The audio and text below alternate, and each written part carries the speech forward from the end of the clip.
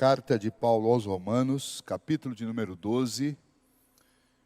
Quero convidá-los novamente para a leitura. Nós leremos os versículos 1 e 2 do capítulo 12. Romanos 12, versos 1 e 2. Rogo-vos, pois, irmãos, pelas misericórdias de Deus, que apresenteis o vosso corpo por sacrifício vivo, santo e agradável a Deus, que é o vosso culto racional. E não vos conformeis com este século, mas transformai-vos pela renovação da vossa mente, para que experimenteis qual seja a boa, agradável e perfeita vontade de Deus. Bondoso Senhor, nos ajude na compreensão da Tua palavra, que o Teu Espírito, atuando dentro de nós, unido à Tua palavra, produza luz, ó Deus, para o entendimento nosso a respeito do ensino do Senhor. É em nome de Jesus que oramos. Amém. Muito bem. A carta do apóstolo Paulo está dividida em duas grandes partes e em 5 sessões. Na primeira delas, nós temos 4 sessões, e esta parte vai do capítulo 1 até o capítulo 11 desta carta. E a segunda parte, uma única sessão, do capítulo 12 até o capítulo de número 16. Nas 4 primeiras sessões da primeira parte que nós estudamos, nós temos Paulo apresentando o Evangelho de Deus para os homens, e ele começa fazendo isso com uma denúncia de que todos os homens são indesculpáveis diante de Deus. Tanto aqueles que têm conhecimento da lei de Deus, quanto aqueles que não têm. Ambos são indesculpáveis diante de Deus. Por quê? Porque sufocam a verdade de Deus. Os pagãos a sufocam na sua consciência, a sufocam na obra da criação, onde os atributos invisíveis de Deus estão claramente manifestos. E aqueles que são religiosos sufocam a verdade de Deus, não fazendo caso da palavra de Deus, transgredindo a lei de Deus e desobedecendo toda esta revelação que Deus nos concedeu. Portanto, são indesculpáveis por resistirem a Deus e resistirem àquilo que o Senhor ensina. Todos os homens. Paulo, portanto, encerra todos os homens debaixo da condenação de Deus, e no capítulo 2 ele diz: os homens que sem lei viveram, sem lei serão condenados, e os que com lei viveram, pela lei serão também condenados. Como salvar homens pecadores? O apóstolo Paulo inicia a segunda sessão desta primeira parte mostrando que Deus, o nosso Deus que é justo, Ele salva pecadores, substituindo-os no pagamento de sua dívida, pela vida do seu Filho, que é representante dos homens e é também representante de Deus, absolutamente santo, sem pecado, e um Deus justo como o nosso Deus. Ele justifica pecadores, pagando a sua dívida com um sacrifício realizado pelo seu próprio Filho, que recebeu sobre si a culpa dos nossos pecados, enquanto Deus imputou sobre nós a justiça do seu Filho. Paulo, então, inicia a terceira sessão, mostrando que esta salvação e esta justificação, ela é alcançada por meio da fé, ela não é alcançada por rituais, por cerimônias, mas ela é tão somente alcançada por meio da fé em Cristo Jesus, né? O justo viverá pela fé. E é isso que nós aprendemos na terceira sessão. E então ele mostra que nenhum de nós está mais debaixo do jugo do pecado, não somos mais escravos do pecado, nem estamos mais debaixo do jugo da lei, não somos escravos da lei, porque o Senhor Jesus cumpriu toda a lei para que a nossa relação com Deus agora seja uma relação mediada pelo Filho de Deus, por Jesus Cristo. E para que isso aconteça, Deus põe em nós o seu Espírito, e o seu Espírito, ele revela Deus dentro de nós, ele deposita em nós as primícias do Espírito de Deus, ele nos guia, ele nos conduz nesta vida, ele nos faz conhecer o amor de Deus, e ele nos capacita a não apenas crer, mas também a confiar e depender do Senhor em todas as circunstâncias. Na quarta sessão, Paulo dedica um espaço especial a falar do tratamento de Deus com a nação de Israel, que rejeitou o Senhor, que trocou a justiça de Deus prometida desde a época de Moisés, pela justiça própria, a justiça por meios próprios, o que eles não alcançaram, nenhum homem alcança, e portanto eles desaprenderam o caminho da salvação, eles desaprenderam a justiça de Deus, quando eles abraçaram a justiça própria. Por causa disso, eles foram colocados nesta condição de condenação. Apesar das promessas feitas à nação de Israel, Paulo tem que dizer que nem todo Israel é Israel de fato, porque israelita de fato são aqueles que creram na promessa, são aqueles que aguardaram essa justiça de Deus que veio por meio do seu Filho Jesus. Israel de fato são aqueles que creram em Cristo Jesus. Aqueles que rejeitaram, eles cometem o mesmo erro e são passíveis da mesma condenação dos pagãos.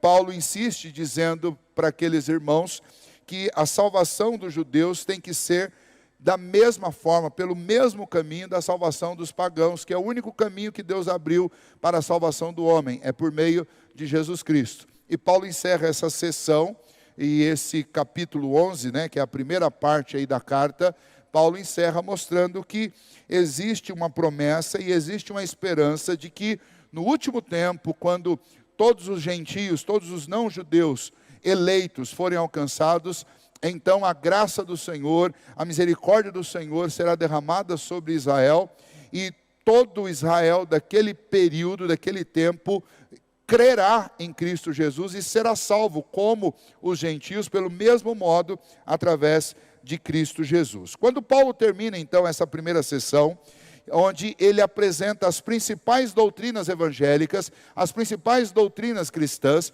estão apresentadas aí nestes 11 capítulos. Quando Paulo termina estes 11 capítulos, ele encerra com uma doxologia, uma adoração a Deus, por causa dos seus planos perfeitos, por causa dos seus pensamentos elevadíssimos, insondáveis, e ele adora e ele regozija-se diante do Senhor por aquilo que Deus fez, por essa história da redenção, por essa fé bendita que Ele nos concedeu, por esse plano maravilhoso de salvação que Ele nos deu. A partir daí, então, ao iniciar a segunda parte da carta, que é esta parte final, com a quinta sessão da carta, Paulo agora vai tratar da prática destas doutrinas.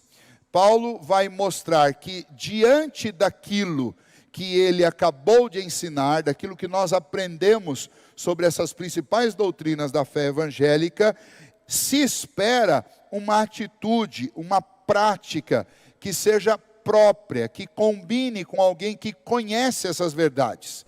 Então Paulo, ele, na segunda parte da carta aos Romanos, ele faz um apelo à prática dessas doutrinas. Ele faz um apelo à ortopraxia, Nós convivemos, muitas vezes, uma desassociação entre ortodoxia e ortopraxia. Nós desassociamos a doutrina da prática, o que é um erro, o que é um equívoco. E Paulo, quando escreve estas cartas, não apenas a carta aos Romanos, mas a carta aos Filipenses, aos Colossenses, aos Gálatas, aos Efésios, Paulo sempre segue esta lógica. Ele traz as doutrinas e depois ele faz aplicações práticas e ele chama aqueles seus leitores, chama a cada um de nós a um aproveitamento dessa doutrina, aplicando a nossa vida prática. E antes de iniciar então toda essa chamada, e essa aplicação que Paulo faz a partir do capítulo 12, nos versículos 1 e 2, ele introduz essa parte prática. E essa introdução que Paulo faz, nesses 2 versículos que nós lemos, ela é grande, ela é profunda, ela é consistente, e se fosse para tratá-la nos seus pormenores, detalhe por detalhe, nós teríamos que passar aqui como o pastor John Piper na sua igreja lá nos Estados Unidos passou, teríamos que passar pelo menos aqui umas 6 semanas estudando somente estes 2 versículos. O ponto para nós, e por que nós não faremos isso, é porque nós podemos fazer aqui um aproveitamento, obviamente, bem mais superficial daquilo que o pastor Piper fez na sua igreja. Nós podemos fazer um aproveitamento dessas doutrinas todas que aprendemos, porque estamos estudando sequencialmente esta carta, e podemos então alavancar essa introdução nossa em cima de tudo isso que nós vimos até aqui, sobre essas doutrinas do capítulo 1 até o capítulo 11. Basicamente, os 2 versículos aqui de Romanos 12 é um rogo, né? Um pedido, que nós poderíamos traduzir para nós como uma ordem, né? Um pedido de Paulo para nós nada mais é do que uma ordem, e é bom que seja assim. É a autoridade apostólica e a autoridade das Escrituras, inspiradas pelo Espírito Santo de Deus para as nossas vidas. Paulo, ele nos conclama, ele faz um rogo sistêmico, forte, insistente. Ele nos chama imperativamente a pelo menos 2 atitudes, que obviamente vão se subdividir aqui, 2 atitudes práticas, para que a gente aproveite tudo aquilo que nós estudamos e aprendemos do capítulo 1 até aqui no capítulo 11. Muito bem, vamos ver isso então em duas grandes partes. São 2 rogos, e nós vamos ver o primeiro, que está no versículo 1, e depois o segundo, que está no verso 2. Vejamos. Paulo nos diz, no verso 1, o seguinte: rogo-vos, pois, irmãos, pelas misericórdias de Deus, que apresenteis o vosso corpo por sacrifício vivo, santo e agradável a Deus, que é o vosso culto racional. Muito bem. Este é o primeiro apelo introdutório que Paulo nos faz aqui. Paulo está nos convidando a fazer o quê? Paulo está nos convidando a ofertar em gratidão a Deus alguma coisa. E o que ele nos chama a ofertar a Deus em gratidão e por quê? Vejamos.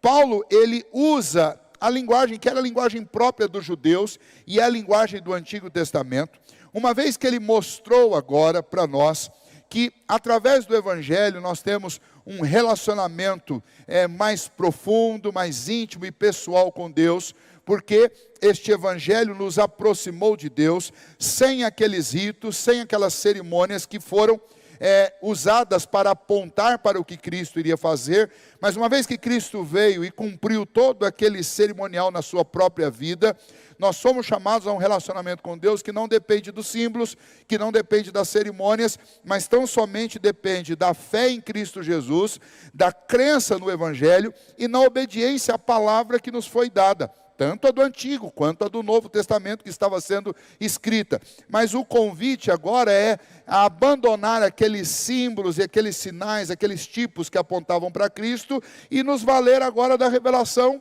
do próprio Deus por meio do seu Filho Jesus Cristo. Nos valer desse relacionamento que tem como único mediador o Senhor Jesus. Paulo está usando a linguagem destes cerimoniais e traduzindo isso para a nossa vida agora.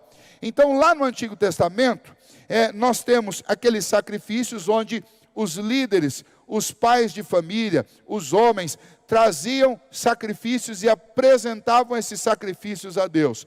Paulo está pegando esta mesma linguagem e nos chamando aqui a fazer uma oferta a Deus, mas não mais de animais, não mais daqueles sacrifícios que eram feitos lá no tabernáculo, depois no templo, mas agora ele nos chama a fazer isso em forma de culto, e é um culto totalmente novo.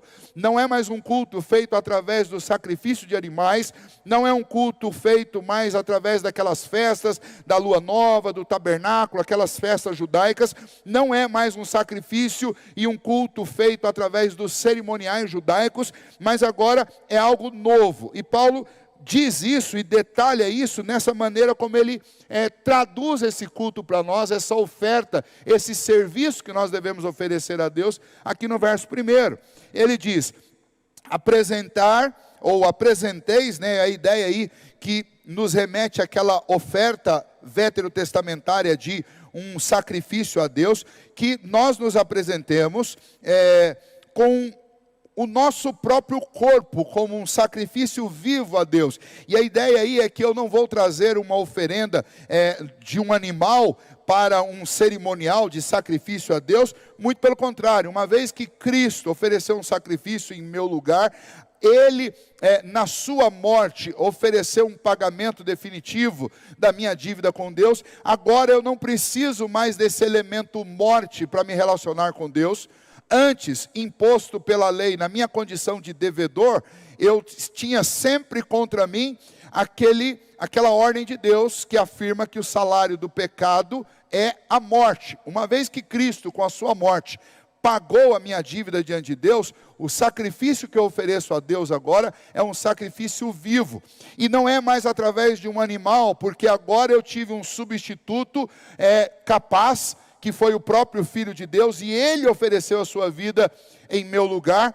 Então, o que me resta fazer, e é o que Paulo está me chamando a fazer, apresentar o meu próprio corpo, a minha própria vida, como um sacrifício vivo, não tem mais morte, um sacrifício vivo, que significa nada mais, nada menos do que uma entrega total da minha vida a Cristo Jesus, a Deus, que se ofereceu e pagou a minha dívida. E eu devo fazer isso à luz daquilo que Cristo fez comigo e o Espírito Santo aplicou no meu coração. Eu fui justificado dos meus pecados, então agora é este meu sacrifício vivo a Deus, o meu louvor, o meu culto, a minha adoração é recebida por Deus como um aroma suave. Por quê? Porque eu estou justificado por Cristo Jesus. Esse sacrifício também é um sacrifício santo. Por quê? Porque o Espírito Santo me santifica diariamente e objetivamente o sangue de Cristo já me purificou de todo o pecado no sacrifício que Ele ofereceu lá na cruz. Então Paulo está me chamando para fazer o quê? Ofereça a Deus um culto vivo. Um culto que é uma entrega de tudo que você é e de tudo que você tem diante do Senhor, tudo que faz parte da sua vida. O ponto aqui para nós, e que a gente precisa chegar a uma conclusão, até porque Paulo usa culto, e essa expressão culto racional aqui, é sobre qual culto Paulo está falando. Algumas pessoas vão dizer, olha, o que Paulo está dizendo no versículo 1 do capítulo 12, é sobre o culto íntimo e pessoal de cada pessoa. Mas, como Paulo está usando a linguagem formal do Antigo Testamento para o ajuntamento solene, para as ofertas e os sacrifícios que a congregação oferecia a Deus por causa dos seus pecados, é justo que eu entenda que Paulo está fazendo uma referência aqui no verso 1 ao culto que nós devemos, como povo de Deus, oferecer a Ele, não apenas aqui, no momento congregacional, solenemente, mas em todos os momentos da nossa vida. Então engloba as duas coisas, tanto o íntimo e pessoal de cada um de nós, quanto também o ajuntamento solene. Eu não tenho mais sacrifício de animais, eu tenho sim uma oferta viva do meu coração, da minha vida, de tudo que eu sou, de todas as minhas emoções, de todos os meus pensamentos, de tudo que faz parte da minha história, da minha existência, oferecer isso a Deus em adoração. E o exemplo Paulo acabou de deixar, quando ele terminou o capítulo 11, irrompendo em adoração a Deus, dizendo, quem pode sondar a mente do Senhor? Quão magníficas são as obras do Senhor? Quem foi que foi o conselheiro do Senhor? Ou quem antes deu a ele para que possa restituir? Nada, absolutamente nada foi oferecido a Deus. Os pensamentos dele são mais elevados do que os nossos. Os planos dele são maiores do que os nossos. Portanto, a ele toda honra, toda glória, todo louvor, porque tudo é dele, tudo veio dele, tudo é para ele. Ou seja, o que Paulo tinha acabado de fazer, que é esse culto, essa adoração solene a Deus, ele está agora chamando a igreja e dizendo para a igreja assim, olha, uma vez que nós não temos mais aquelas obrigações cerimoniais do Antigo Testamento que apontavam para Cristo, e diante do que Cristo fez por nós, nós devemos nos apresentar diante dele com tudo que nós somos e oferecer a ele um sacrifício vivo, um culto, um serviço de adoração ao nosso Deus. O que nos espanta quando a gente lê isso, e especialmente porque aqui inicia essa parte prática, é que nós somos muitas vezes especialistas na teologia, mas quando nós chegamos na parte da prática, nós somos lamentavelmente precários. Por quê? Toda a teologia que nós aprendemos deveria nos levar à exultação diante de Deus. Deveria nos levar à eloquência da nossa adoração diante de Deus. E o que acontece normalmente é o contrário. O que nós vemos normalmente nas igrejas, quando a gente pensa em adoração, são sempre dois extremos. Ou você tem o extremo do emocionalismo vazio de conhecimento, de consciência do que se faz. E aí você tem as pessoas lá se debulhando em alguma coisa que não passa de um mantra e uma repetição, muito mais produzida pelo efeito dos instrumentos musicais, ou da capacidade de quem está dirigindo de emocionar as pessoas, do que por conhecimento. Esse é um extremo. Ou o outro extremo, você tem alguma coisa com pouquíssima beleza, com pouca dedicação, com pouco ânimo, com pouco entusiasmo, e uma igreja apática que fala a respeito das coisas de Deus sem um pingo de emoção. Gente cansada, muitas vezes desanimada, de cabeça baixa, que fala a respeito da salvação sem estampar um sorriso sequer no rosto. E aí a gente vive esses dois extremos, e o que Paulo está fazendo aqui no capítulo 12, no versículo 1, é mostrando exatamente o contrário disso. Ele está dizendo, diante de tanta teologia, de tanto ensino, nós deveríamos nos apresentar a Deus entusiasmados, cheios de exultação, de louvor, com um sacrifício vivo. Não é um sacrifício de morte, é um sacrifício de vida, é algo eloquente, é algo empolgante. Por quê? Por quê? Qual é a minha motivação? Versículo 1 diz isso. Paulo diz, logo no início, quando ele faz esse pedido, ou dá essa ordem, ele diz, rogo-vos, pois, irmãos, pelas misericórdias de Deus. E por que Paulo usa essa expressão? Essa expressão aqui, ela significa o quê?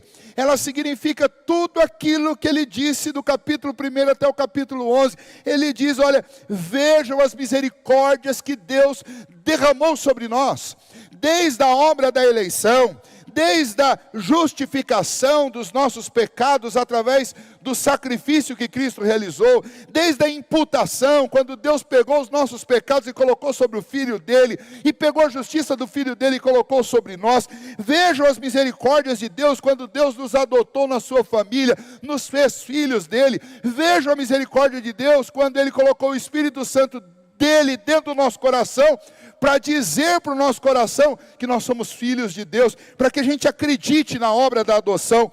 Veja as misericórdias de Deus quando o Senhor nos admitiu na sua família, na igreja, nos tornou um único povo. Veja as misericórdias de Deus quando Ele colocou o Espírito dele para habitar em nós e nos guiar no caminho que é o caminho de um salvo, onde não há mais condenação, mas há o crescimento, há o amadurecimento e há a produção de frutos no reino de Deus.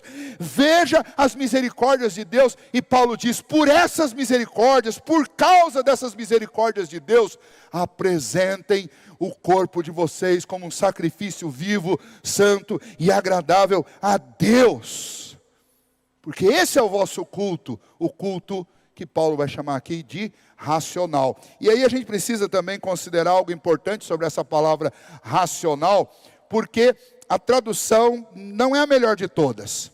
Quando a gente pensa em racional, isso nos leva logo de imediato para o campo das ideias, da lógica, do racionalismo, o que já é uma distorção do pensamento, e Paulo não está falando disso. O que Paulo está dizendo, e algumas traduções, inclusive, se você tiver uma Bíblia NVI, você vai ver que a tradução está culto espiritual e não culto racional. O que Paulo quer dizer com culto racional aqui, e como é que nós podemos entender isso? A ideia aqui é um contraste com o culto do Antigo Testamento. Um culto no Antigo Testamento era um culto que era celebrado através de rituais, de cerimoniais que apontavam para o que Cristo iria fazer, mas eles não tinham conhecimento dessa doutrina que Paulo ensinou nesses 11 capítulos. Agora, com a vinda do Senhor Jesus, tudo ficou claro. As misericórdias do Senhor, elas foram traduzidas em ações, como as ações do Redentor. As misericórdias do Senhor e estas obras da salvação, da redenção, elas foram traduzidas através da instrumentalidade dos apóstolos em cartas que esclarecem, como a carta aos Romanos, do capítulo 1 ao capítulo 11, o que Deus estava fazendo. Então, a ideia aqui é um culto consciente das misericórdias de Deus. Não é um culto racional, mas é um culto de alguém que tem ciência, que tem conhecimento. E uma vez que eu tenho conhecimento do que são essas misericórdias de Deus, eu cultuo a Deus com a minha mente, eu cultuo com o meu coração, eu cultuo com toda a minha alma, eu faço como o salmista no Antigo Testamento, de todo o meu coração, de todo o meu entendimento, de toda a minha alma, eu adoro o Senhor. Este é aquele culto a respeito do qual Cristo falou, os verdadeiros adoradores o adoram em espírito e em verdade. E uma coisa chama a outra. Uma vez que eles conhecem a verdade sobre a obra de Deus, sobre as misericórdias de Deus, eles verdadeiramente se rendem diante do Senhor e eles o adoram, não apenas externamente, fisicamente, mas a alma, o coração adora o Senhor no mais íntimo do nosso ser.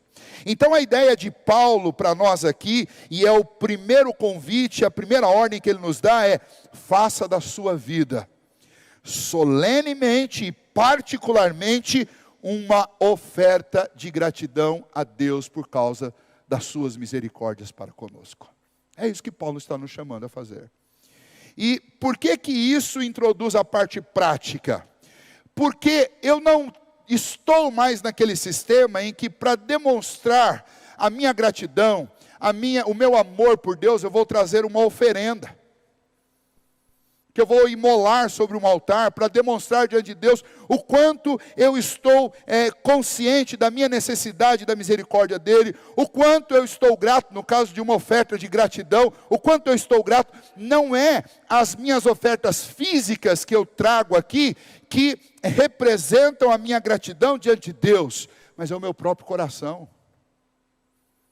Então o que Paulo está me chamando a fazer é uma coisa muito mais íntima e uma coisa muito mais solene. Não tem mais estas ofertas, eu sou oferta, porque Cristo me representou na cruz do Calvário, purificou os meus pecados, pagou a minha dívida, e agora eu posso oferecer a mim mesmo ao Senhor.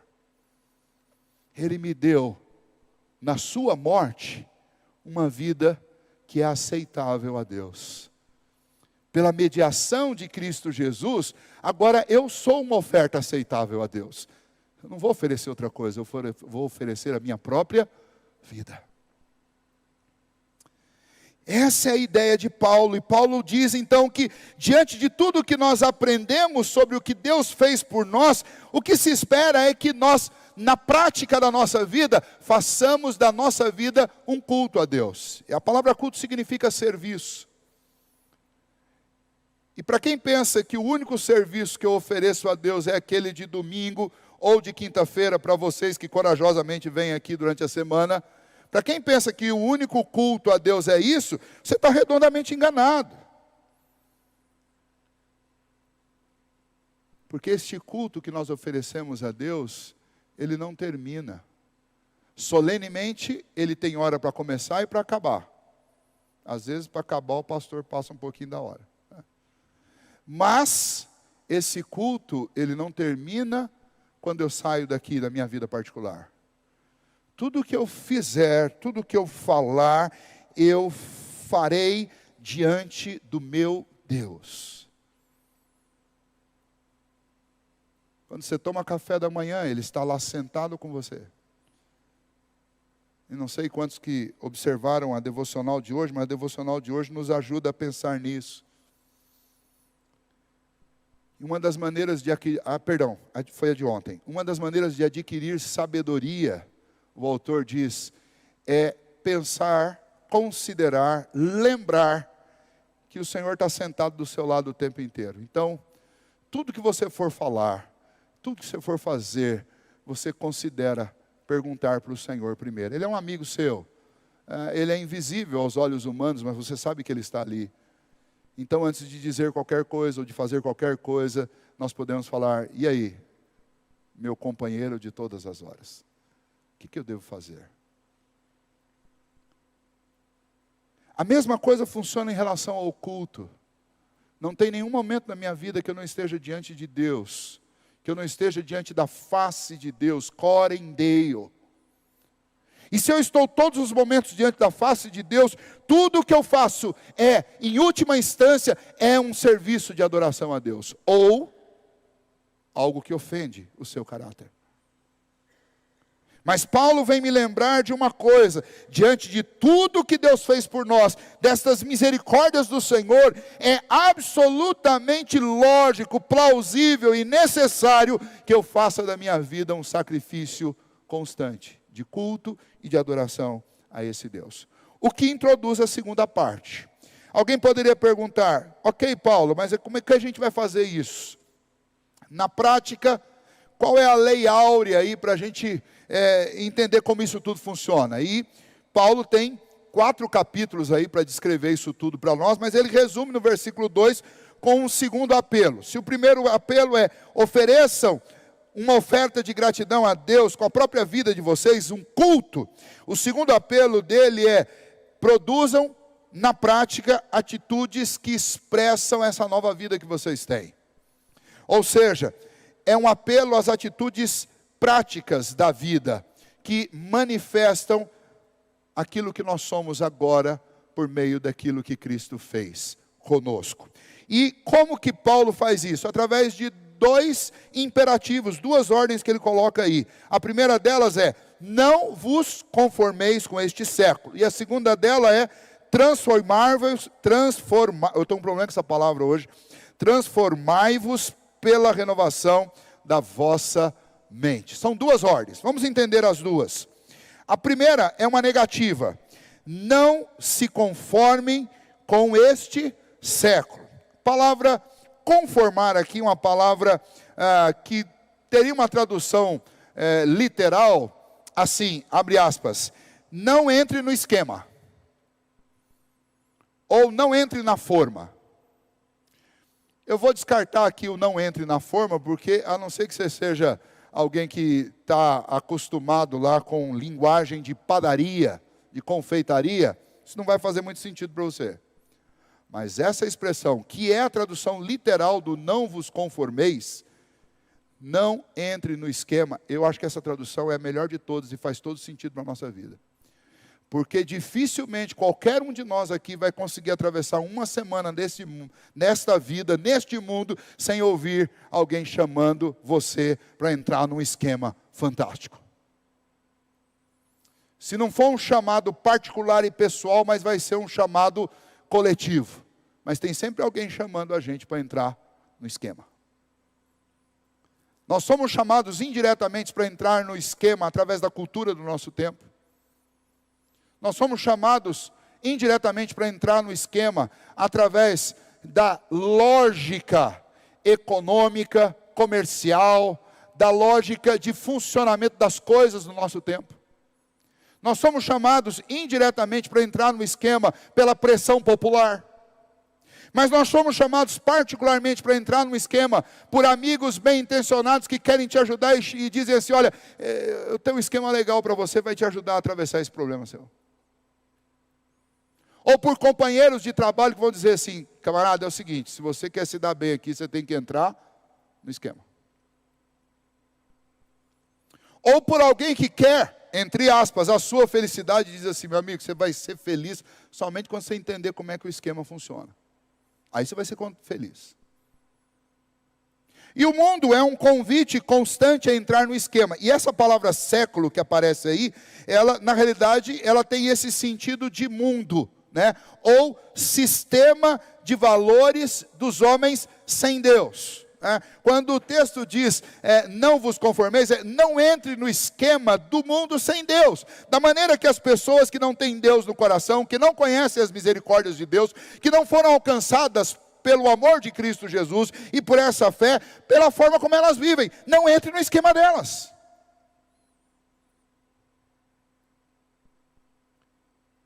E novamente, isso faz todo sentido diante de tudo que Paulo disse nesses 11 capítulos, porque Paulo está dizendo: olha, uma vez que você sabe de tudo isso, sabe que os homens são indesculpáveis, sabe que Deus decidiu nos salvar pagando um preço altíssimo, foi o sangue do seu Filho, mas era a única forma possível de um homem pregresso, pecador e culpado como cada um de nós ser salvo. Uma vez que você sabe que esta salvação ela passa pelo caminho da fé, e a fé é um dom de Deus, e você recebeu essa fé, significa que Deus te presenteou com a capacidade de crer no que Cristo fez. Deus colocou o Espírito Santo dele dentro do seu coração, Deus te adotou na família dele, Deus te guia com o Espírito dele, Deus te transforma, Deus te tirou debaixo da escravidão do pecado e da escravidão da lei. Deus te libertou, e Ele está dizendo: então, meu amigo, não entre no esquema do mundo. Deus te tirou de lá, você vai voltar para lá para quê? O custo para te soltar dessa prisão, dessas algemas, foi o sangue do Redentor. Então muda de vida. Você não pode mais viver da mesma forma que você vivia antes. Não se conforme com isso. Ah, mas o mundo é assim, pastor. O mundo é assim, mas você não precisa ser assim. Nós não precisamos ser assim. A segunda ordem que Paulo dá neste segundo versículo aqui, quando ele nos chama à vida prática, primeiro, não vos conformeis com este século. A segunda ordem, mas transformai-vos. E a palavra aqui é uma palavra que a gente conhece, a gente ouve e fala muitas vezes, é metamorfose. Essa palavra é uma palavra grega. Metamorfose significa literalmente uma transformação, mas uma transformação, ela é tão radical que você muda completamente a sua forma. O melhor exemplo disso é o casulo. Todo mundo já viu isso, acontece nas nossas casas. Vai lá uma lagarta, né, e faz lá, entra no casulo dela, aquela coisa feia, e fica lá 30, não sei quantos dias lá, fechadinha, e quando ela sai do casulo, é uma borboleta e com cores bonitas. Esse é um exemplo da natureza. E esse termo metamorfose é extraído desse exemplo. Ou seja, mudou a natureza, mudou tudo daquela imagem. Saiu de uma coisa feia para uma coisa bela. É uma existência completamente nova. E o que Paulo está nos chamando é isso, está dizendo, olha, diante das misericórdias de Deus, transformem-se. E aí, alguém poderia perguntar, mas como eu vou passar por essa transformação? Como que ela vai acontecer? E aí Paulo diz, transformai-vos pela renovação da vossa mente. E a gente volta lá no culto racional de novo, que essas coisas estão interligadas. O que Paulo está dizendo? Paulo está dizendo é que acontece uma coisa, e você já ouviu esse termo também, né? Essa metamorfose, ela é produzida por uma outra palavrinha que é chamada de metanoia, que é mudança de mente, é transformação da mente, é mudança de forma de pensar, virou a chavinha. Ou seja, como é que a minha mente agora está pensando? Eu pensava como alguém que era rebelado contra Deus, alguém que negava Deus, alguém que sufocava a revelação de Deus, mas agora, por causa das misericórdias de Deus, a minha mente foi iluminada, o meu coração foi transformado, e a minha forma de pensar mudou, à luz daquilo que eu aprendi das misericórdias de Deus. Então quando Paulo diz, rogo pelas misericórdias de Deus, ele está dizendo o seguinte, olha, não se conformem com esse mundo, não entrem no esquema, mas transformem-se por aquilo que mudou a mente de vocês. Quem produz essa metanoia na nossa mente, essa transformação de mente, é a habitação do Espírito Santo no nosso coração. É o Espírito Santo me iluminando para compreender uma palavra que antes para mim era enigmática, mas agora ela ficou clara. O Espírito Santo está aclarando essa palavra diante dos meus olhos, diante do meu coração. Eu estou entendendo e conhecendo as misericórdias de Deus, e minha forma de pensar está mudando. Essa minha forma de pensar está mudando à luz dos comportamentos que são ensinados nas Escrituras. Eu tenho agora um novo parâmetro, uma nova referência. E aí eu quero convidar você a lembrar novamente do texto que nós lemos aqui na abertura, Filipenses 4, versículo 8. Porque isso daqui exemplifica para nós o que é essa metanoia, o que é essa renovação de mente. Paulo diz lá em Filipenses 4, 8 e 9 o seguinte: finalmente, irmãos, e é a mesma coisa, ele está encerrando a carta e entrando na parte prática. Tudo que é verdadeiro, tudo que é respeitável, tudo que é justo, tudo que é puro, tudo que é amável, tudo que é de boa fama, se alguma virtude há e se algum louvor existe, seja isso o que ocupe o vosso pensamento.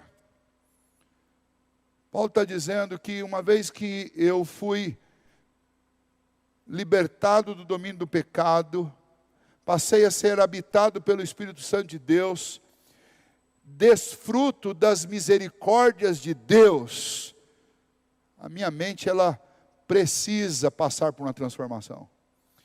E é o conhecimento dessas misericórdias e a habitação do Espírito na minha vida que vai produzir essa mudança de mente. De forma bem prática, imagine o seu dia a dia. No nosso dia a dia, a gente tem que lidar com circunstâncias as mais diversas, mas que se repetem na vida de cada um de nós. Então, no seu dia a dia aí, acontece coisas como tomar uma fechada de um carro. Imagina você está aí no trânsito e alguém dá uma fechada em você. Antes de Cristo, talvez você ia perseguir o camarada que te deu uma fechada até a hora que ele parasse, para você poder parar o carro do lado dele, não deixar ele abrir a porta, baixar o seu vidro e falar vários desaforos para ele. Ou alguns mais esquentados, até jogar o carro em cima. Mas agora quando isso acontece, e você toma uma fechada, a velha natureza diz, você já sabe o que você tem que fazer. Mas a nova natureza, essa nova mente, que foi plantada dentro de você pelo Espírito Santo de Deus, diz para você, tudo que é verdadeiro, tudo que é respeitável, tudo que é justo, seja isso que ocupe o seu coração. O que Cristo faria? Ou aqui, no verso 9, Paulo diz, tudo que vocês viram em mim, o meu exemplo, sigam. Paulo está dizendo para os filipenses. Como ele disse também aos Efésios, sejam meus imitadores, como eu também sou de Cristo. O que Paulo está dizendo é essa nova mente, ela tem uma referência única, e a referência é Cristo. Então, o modo de pensar novo é esse, é um modo de pensar que traduz aquilo que Cristo faria no meu lugar, que traduz aquilo que Cristo fez no meu lugar. Quando ele orou, inclusive pediu que Deus perdoasse aqueles que estavam debochando dele depois de tê-lo pregado numa cruz. Perdoa-lhes porque eles não sabem o que fazem. Ou seja, Paulo está falando que quando alguém chegar para fazer uma fofoca para você e começar a falar mal de um irmão seu, de um amigo, de uma pessoa, você vai usar Filipenses 4:8 e vai dizer, tudo que é puro, tudo que é amável, tudo que é de boa fama, se alguma virtude há e se algum louvor existe, seja isso que ocupe o coração. Ou seja, a velha mente vai dizer, puxa vida, verdade. Imagina quando o outro fulano ficar sabendo disso, que eu vou ligar daqui a pouco para contar. Isso é a velha natureza. A nova natureza diz, meu irmão, vamos orar por essa pessoa. Em vez da gente falar dela, vamos orar por ela. Vamos interceder a Deus por ela. Porque é isso que o Senhor faria. Porque uma mente transformada, ela não quer espizinhar em cima dos erros, dos fracassos e dos defeitos das outras pessoas. Mas uma mente transformada, ela ora, ela intercede e ela sustém. Ela quer edificar, ela não quer destruir. Uma mente transformada quer aprender a palavra de Deus.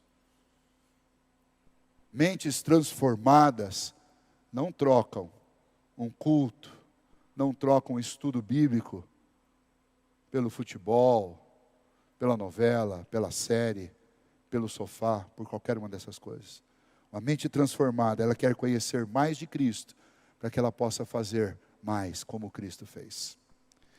Ou seja, Quando Paulo diz, mas transformai-vos pela renovação da vossa mente, ele está dizendo que estes 11 capítulos e esta fé devem mover mente, coração e as minhas emoções para uma vida que combine com aquilo que o Senhor fez por mim, com as misericórdias de Deus. Para quê? Qual o propósito disso? Ou seja, Paulo está dizendo, olha, por que eu estou chamando vocês para a prática? Por que eu estou chamando vocês para a vivência daquilo que nós aprendemos? Para que eu estou chamando vocês para essa oferta de gratidão? Para que eu estou chamando vocês para esse inconformismo? Por que eu estou chamando vocês para essa transformação de mente? E ele responde, veja o que ele diz, para que experimenteis qual seja boa, perfeita e agradável vontade de Deus. Paulo está dizendo, olha, toda essa doutrina, ela revela o que Deus fez por nós, e ela revela qual a vontade de Deus para nós. E quando nós absorvemos esse conteúdo, trazemos para a nossa vida, vivemos um inconformismo com o mundo, e temos as nossas ações transformadas pela renovação da nossa mente, nós temos a melhor chance de experimentar a boa, perfeita e agradável vontade de Deus, que pode ser descrita da seguinte maneira. Quando alguém pergunta assim, pastor, quando a Bíblia fala da vontade de Deus, ela está falando do quê? Bom, a Bíblia basicamente ela fala de dois aspectos da vontade de Deus, ou duas linhas que nós poderíamos compreender da vontade de Deus. A primeira delas é a vontade preceitual de Deus, é aquilo que Deus escreveu, fez escrever, revelou. Por exemplo, os 10 mandamentos é vontade preceitual de Deus, é o que Deus estabeleceu como lei. Qual é a vontade de Deus para os nossos relacionamentos com Ele? Você tem lá a primeira tábua da lei. Qual a vontade de Deus para os nossos relacionamentos com o nosso próximo? Você tem lá a segunda tábua da lei, do 6º ao 10º mandamento. Esta é a vontade preceitual de Deus. E toda a Bíblia está cheia da vontade preceitual de Deus. Esta é a vontade revelada de Deus para o nosso coração. A segunda linha que nós podemos lembrar a respeito da vontade de Deus é a vontade secreta de Deus, são os seus planos, é a sua santa providência, aquilo que nós não sabemos, Ele não revelou, mas Ele está fazendo. E aí Paulo, ele está dizendo que quando eu conheço estas misericórdias de Deus, por elas eu ofereço a minha vida em oferta de gratidão a Deus, por causa delas eu vivo inconformado com as coisas desse mundo, eu não entro no esquema, por causa dessas verdades e por causa do que Cristo fez por mim, eu busco essa transformação pela renovação da minha mente, isso tudo me leva a experimentar a vontade de Deus, nos dois aspectos, a vontade preceitual de Deus, que é boa, perfeita e agradável, e quando eu vivo tudo isso, significa que os planos de Deus, eles se concretizam na minha vida, e a cada passo que eu dou nessa vida de edificação e de amadurecimento, Deus, pela sua providência, Ele vai me colocando em circunstâncias novas, que vão consolidando esse ensino diário que eu recebo. E aí a gente olha para trás e olha, foi bom ter passado por aquele aperto, porque era Deus consolidando no meu coração uma convicção de fé. É aquilo que Tiago diz lá no capítulo 1 da sua epístola, tende por motivo de toda alegria o passardes por lutas e provações, porque depois de ter sido provado, será também aprovado. Ou seja, quem está dentro desta concepção de vida, que une ortodoxia e ortopraxia, que une a teoria junto com a prática, quem está dentro disso tem a melhor chance de experimentar esta vontade de Deus de forma agradável. Pastor, significa de alguma maneira que quem não faz vai pegar um caminho por si mesmo e vai contrariar a vontade de Deus? Não. Ninguém é capaz de fugir dos planos de Deus. Ou seja, a vontade secreta de Deus. Mas o homem é capaz de contrariar a vontade revelada de Deus? Sim, claro. Todas as vezes que a gente quebra um mandamento, nós estamos contrariando. Qual a consequência? Bom, o Antigo Testamento, ele é extremamente eficaz em dizer isso. Você tem bênçãos decorrentes da obediência e você tem castigos decorrentes da desobediência. Usando esta linguagem do Antigo Testamento, o que Paulo está dizendo é o seguinte: vocês querem provar o que Deus tem de mais agradável na sua vontade para a sua vida? Então, não se conformem com esse mundo e deixe que a mente de vocês seja transformada dia a dia por essas misericórdias de Deus, pela verdade de Deus, pela palavra de Deus, pela história da redenção. Aí vocês vão experimentar a boa, perfeita e agradável vontade de Deus, que não significa ausência de tribulação, mas significa que até na tribulação você vai degustar os planos de Deus como algo absolutamente extraordinário para a sua vida, porque te leva cada vez mais perto de Deus. É assim que Paulo introduz essa parte prática, dizendo para nós que o plano de Deus não é apenas apresentar um plano de salvação, e esse também não é o plano de Paulo, apenas mostrar como é que Deus salvou os homens, mas é nos trazer automaticamente, diante de tudo que ouvimos, para uma manifestação prática. Deus fez tudo isso por mim, como é que eu vou reagir diante de tudo que Deus fez? Auxiliado pelo Espírito Santo de Deus, eu vou cultuá-lo, eu vou adorá-lo, eu vou servi-lo, eu vou oferecer minha vida a Ele, vou apresentar a minha vida como um sacrifício a Ele, vivendo uma vida coerente com aquilo que Ele me deu, inconformado com o mundo e transformado dia a dia pela renovação da minha mente. Basicamente, é assim que Paulo introduz a segunda parte da carta aos Romanos.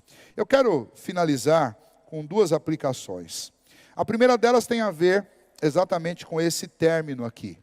Uma das perguntas que, como pastor, eu mais ouço, eu acredito que todos os pastores ouvem isso, é: pastor, como é que eu faço para saber qual é a vontade de Deus? A Bíblia não dá circunstâncias específicas, né? Como é que eu sei, numa circunstância específica, qual é a vontade de Deus? Bom, você ouviu aqui hoje que Deus tem a vontade preceitual, que são os seus preceitos, e que Deus tem os seus planos, que são secretos. Como é que a gente pode dar uma resposta que me ajude a entender e a compreender qual é a vontade de Deus, tanto preceitual como a vontade secreta de Deus para a minha vida? Bom, é simples.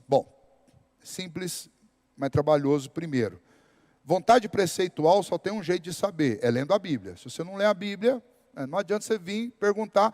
Se vir perguntar para esse pastor como é que eu faço para saber a vontade de Deus, a primeira coisa que eu vou perguntar para você é se você já leu sua Bíblia. Inclusive a gente incentiva todo mundo a ler todo ano a Bíblia toda. Você não leu a Bíblia toda, como é que você sabe se não tem uma resposta lá para o que você está precisando? Tem que ler. E não é uma vez na vida, é todo ano, é todo dia, nós temos que ler a Bíblia. Quer saber qual é a vontade de Deus para a sua vida? Leia a Bíblia. Não quer ler a Bíblia? Então não me procure, que eu não sou adivinho. Aliás, a Bíblia diz, inclusive, que os adivinhos não herdarão o reino dos céus. Então não vem me perguntar. Quer saber qual é a vontade de Deus? Leia a sua Bíblia. Você tem uma na sua casa. Tem no celular, tudo. Vontade preceitual. Pastor, e os planos secretos de Deus? Como é que eu faço para saber? Aí você pode usar aquilo que Deus já revelou na sua palavra. 1 Tessalonicenses capítulo 4, versículo 3. E aí, você pode anotar para você ler, mas eu já adianto o texto para você. Diz: a vossa santificação, essa é a vontade de Deus. Quando eu estou diante de algo que não é específico, eu tenho sempre que me perguntar: se eu fizer, vai me ajudar no processo de santificação? Se for produzir efeitos benéficos ao meu processo de santificação, ok, é vontade de Deus. Mas se for uma coisa que me afasta desta vida santificada, que é o propósito de Deus, expresso, claramente declarado nas Escrituras, a respeito do que Ele quer para mim, então não é vontade de Deus, é simples. Porque Deus, para cumprir os planos dele na sua vida, não vai te impelir ao pecado. Então, naquilo que não está claramente revelado através de um preceito, você deve sempre levar em consideração que Paulo deixou muito claro lá em 1 Tessalonicenses 4:3, qual é a vontade de Deus para nós? A nossa santificação. Se alguma coisa não contribui para a minha santificação, não é vontade de Deus para a minha vida. Então esse é o primeiro ponto, né? Vamos parar de usar essa muleta, pastor, eu não sei qual é a vontade de Deus. Não, espera aí, o que você está fazendo para aprender? Está lendo a Bíblia? Está estudando? Está indo aos cultos? Está ouvindo as pregações? Está participando dos estudos? Está lendo as devocionais diariamente? Enquanto você não estiver fazendo essas coisas, me desculpe, você não está realmente interessado em saber a vontade de Deus. Você está querendo saber horóscopo. Horóscopo que é assim, o dia que dá na telha lá, você quer abrir o jornal e achar. E abrindo um parênteses aqui, horóscopo faz parte de um conteúdo de bruxaria, de coisas relacionadas àquilo que Deus abomina. Então, se você tem o hábito de ficar lendo horóscopo, essas coisas aí, em nome de Jesus, para com isso, que isso não é coisa de crente. Não faça da sua Bíblia também um manual de horóscopo. Sabe o que é horóscopo na Bíblia? Vou mostrar para você como tem gente que tenta Deus. O pastor disse que eu não posso ler horóscopo mais, mas eu vou fazer o seguinte, eu vou abrir a Bíblia aqui, aonde eu abrir é o que Deus tem para falar comigo. Pá.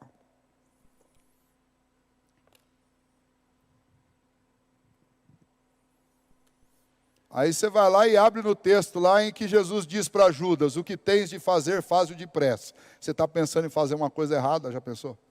Não, foi Deus que falou.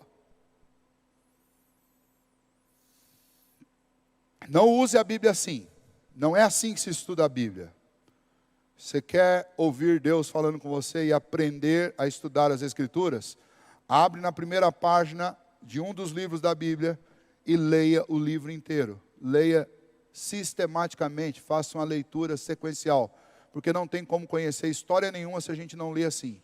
Essa história de ficar abrindo a Bíblia, é isso que faz crente que não conhece a Bíblia, isso que faz crente chegar a 40, 50 anos de vida cristã e não conhece a Bíblia, porque ficou a vida inteira usando a Bíblia como uma caixinha de surpresas. Então não faça isso. Quer conhecer a vontade de Deus? Leia as Escrituras, participe dos cultos da sua igreja, faça devocional, estude a vontade revelada de Deus, para que você conheça. Quanto aos planos secretos de Deus, quanto à divina providência de Deus, confie na vontade de Deus. Jeremias diz, eu é que sei que pensamentos tenho sobre vós, pensamentos de paz e não de mal, para vos dar o fim que desejares. Ou seja, Deus tem as melhores intenções para com a sua vida. E no topo dessas intenções está lá, a vossa santificação. Então é muito fácil de saber se alguma coisa é vontade de Deus ou não para a minha vida. Basta que eu avalie se aquilo que eu estou pretendendo fazer vai me ajudar no processo de santificação ou vai me atrapalhar. E aí você vai saber a resposta. Segundo aspecto que eu queria compartilhar com vocês em termos de aplicação. Doutrina, que é o ponto dessa introdução. Doutrina precisa vir acompanhado de prática. Eu vou brincar um pouco com vocês. A gente não pode ser crente tiranossauro rex. Sabe o que é o crente tiranossauro rex? Crente dinossauro? Vocês já viram esses desenhos que tem de dinossauro? Vocês já viram o tamanho dos bracinhos dos dinossauros? É uma cabeça gigante com um bracinho aqui, ó. Aí tem muito crente que é assim, é cabeçudo, né? Sabe tudo de teologia. Não sei se lê muito a Bíblia, mas já leu Calvino, já leu Lutero, já leu Zwingli, já leu tudo, comprou todos os comentários que tem para comentar, sabe tudo de teologia, mas quando você procura a prática, aí é o bracinho do dinossauro. Isso não adianta. É por isso, entre tantas outras coisas, que nós somos, dentro do nosso país, um número imenso que não influencia. E quando influencia de forma ruim. Porque em muitos locais, aí, quando você fala que você é crente, você é considerado um tapado, um ignorante, mal intencionado, fanático. Infelizmente. Por quê? Porque ou não estuda as Escrituras, e quando estuda, mas não associa com a prática. Não associa com a prática. E Paulo, exemplarmente, tanto na forma como escreve, quanto no texto de hoje, ele nos chama a juntar teologia e prática. Eu encerro com uma história de um pastor amigo, que já faleceu, foi meu professor de homilética no seminário, e uma vez ele disse para nós, eu resolvi pregar no texto mais conhecido da Bíblia. Cheguei num determinado domingo lá na igreja, falei, irmãos, abram aí João 3,16. Nós vamos falar sobre João 3,16. E aí ele pregou. E aí quando foi no domingo seguinte, ele falou, irmãos, hoje nós vamos falar sobre o texto mais conhecido da Bíblia. Abram aí em João 3,16. Pregou de novo, mesmo sermão, sem mudar nada. Aí o pessoal lá de baixo ficava olhando para o lado, assim, falando assim, ó, o pastor já está de idade, né? Acho que alguma coisa ele deve ter esquecido que ele pregou. Mas ninguém falou nada. Terceiro domingo, irmãos, hoje eu vou falar sobre o texto mais conhecido da Bíblia. João 3,16. Abram aí. Aí o pessoal já não aguentou, né? Então, aí quando terminou o culto, alguém foi falar lá para ele e falou assim, pastor, não sei se o senhor percebeu, mas terceiro domingo que o senhor está pregando esse texto aqui. Ele falou assim, meu irmão, se prepara. Porque eu vou continuar pregando esse texto, até eu ver que há algum sinal prático de que a igreja entendeu o que esse texto diz. Eu vou pregar João 3,16 ainda por um bom tempo. E ele pregou mesmo. Conforme ele nos contou lá, ele pregou pelo menos uns 8 domingos seguidos, João 3,16. Aí nós falamos, pastor, e aí? O pessoal então ficou craque, porque o senhor parou e falou, não, eu parei porque eu cansei. Eu não aguentava mais. Vocês já imaginaram quantas pregações nós já ouvimos desde a primeira vez que nós viemos para a igreja, e para aqueles que nasceram numa igreja, desde quando você nasceu? Você já imaginou se nós tivéssemos assumido um compromisso real de pôr em prática tudo que nós ouvimos, desde a primeira vez que nós ouvimos uma pregação? Será que nós seríamos como nós somos hoje, ou será que nós seríamos algo diferente? Pense nisso, eu quero encerrar com essa pergunta. Como eu seria se eu de fato estivesse pondo em prática tudo o que eu já ouvi dentro de uma igreja, ou tudo o que eu já li nas Escrituras? Teologia precisa vir junto com a prática. Bondoso Deus, nos ajude, ó Pai, porque estamos diante de um imperativo da Tua palavra, de um rogo sincero, entusiasmado e dramático de Paulo, para com seus leitores, para conosco, nos chamando não apenas ao conhecimento doutrinário, mas à prática daquilo que aprendemos. Pelas misericórdias do Senhor que nos foram ensinadas, nós te pedimos nessa noite, ajuda-nos, ó Deus, a oferecer um culto que seja consistente, lógico, um culto que seja fruto daquilo que aprendemos sobre as Tuas misericórdias. Que nós façamos da nossa vida uma oferta constante ao Senhor. E que nós, ó Deus, lutemos para não nos conformarmos com esse mundo, mas sermos, ó Deus, dia a dia transformados pela Tua palavra, pelas Tuas misericórdias, para que a gente experimente a Tua vontade. Ajuda-nos, ó Deus, a não mais ignorar aquilo que o Senhor tem falado conosco. Ajude-nos, ó Deus, a não mais sermos apenas teóricos da fé, mas que sejamos, ó Deus, sinceros, autênticos, humildes e verdadeiros praticantes da Tua palavra. Pedimos isso em nome de Jesus. Amém. Que Deus abençoe cada um de vocês. Uma ótima noite a todos, bom descanso. Perdão, Vanessa levantou a mão, acho que deve ter um microfone, senão não vou te ouvir.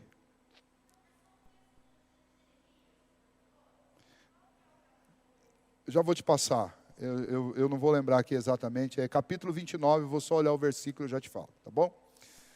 Boa noite, irmãos, Deus abençoe a todos, aqueles que estão na internet, por favor, que vocês tenham uma noite abençoada, é o nosso desejo, em nome de Jesus. Tchau, tchau.